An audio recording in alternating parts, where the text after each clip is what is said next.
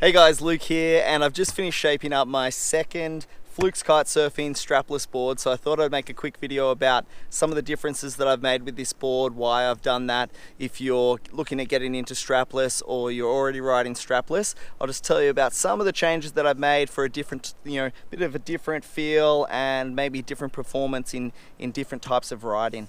So you can see, basically, I've stuck with a similar design to the last board that I made, but I've changed a few things, and so I'll just go through that. So first off, you can see I've added a little bit of color to this one. I've got the flukes down the center, so I'm happy to do that to finally get the name out there.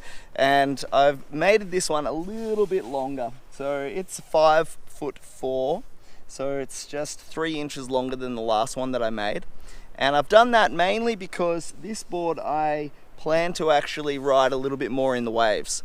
And so I've kept the same tail design. As you can see, I really like this wider sort of tail, this rounded, I find that this is just a really organic shape and has worked really well for my kiting. I find that really, really good to have that extra width in the tail to be able to apply, a lot more pressure and pop to my back foot.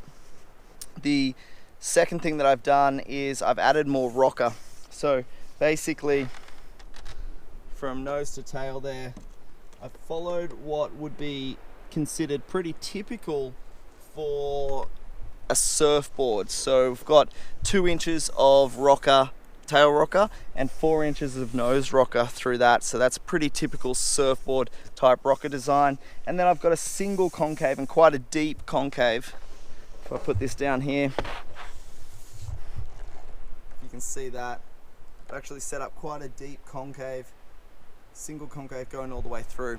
And the reason that I've done that is really so that I want this to be riding in the waves. That's why I've added the rocker. It's easier dropping into waves. You don't feel like you're going to catch your nose a lot. Easier in the pocket. You can, more pivot on your turns. But I also wanted it to cross over into some freestyle and some flat water riding.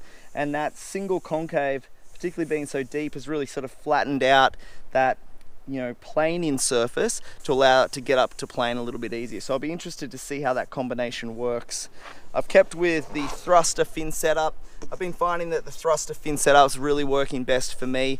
The quad fin, I don't see a lot of advantage in it for my type of riding, and so I've really just stuck with the thruster again. The FCS2 I'm really liking as well. That's working really well. And then the main other thing that I've done is I've actually added another layer of 6-ounce glass to the deck. So if you can see the shadow line there, I'm not sure if that will show up on the camera or not, but basically I've got a shadow line going like this. And what that is a third layer of 6-ounce glass that I've taken all the way from the tail and brought it all the way through just in front of the front foot placement there to add a little bit more strength to the board. So compression strength for, compression dings where I've got my front foot coming down after jumps and things that have been sort of crushing that area. And then also my other board, what happened was I started getting a couple of creases through the underside here when I'd land a big jump on, like maybe on the crest of another bit of swell or something, not big, but just a bit of chop, and you just hear a crack and you get this little bit of a crease here. And so I was speaking with a shaper in Australia, and he said that for surfboard construction like this, basically what you want to do is add a lot of strength to the rails, and the rails help a lot with that. And so what I've done is I've added this third layer of 6-ounce and wrapped it all around the rails. So it sort of comes to sort of here like this, and basically hopefully that's going to add a lot of strength to it without adding too much weight. So the overall weight of this board is 2.2 kilos. So it's actually 2,220 grams, which is quite light for a board, particularly when it's 3 layers of 6-ounce glass on the top, 1 layer of 6-ounce glass on the bottom. So I think that's really going to be awesome for just the weight. I think it's going to perform really well, and when you're looking at a weight for strength ratio there. I've used the same materials to build it, so a recycled polystyrene blank, and also a more environmentally conscious resin system. Really happy with those products. They've worked really, really well out of the States. And so that's it. So let's get it out on the water, and I'll tell you a little bit about the differences, how it performs differently to the last board that I made, and let's see how it goes.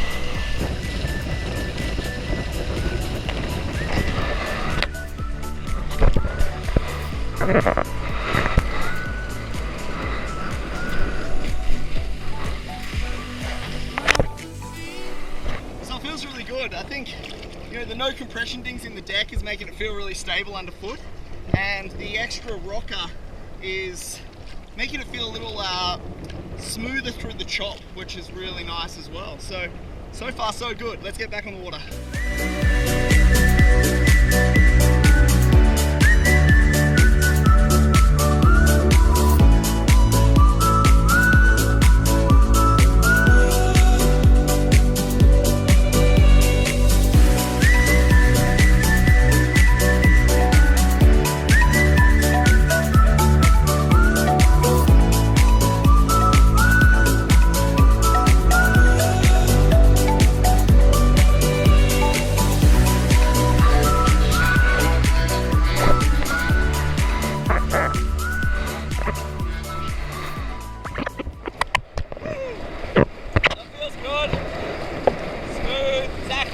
What I was hoping for. So thanks guys, thanks for watching, and we'll see you in the next video.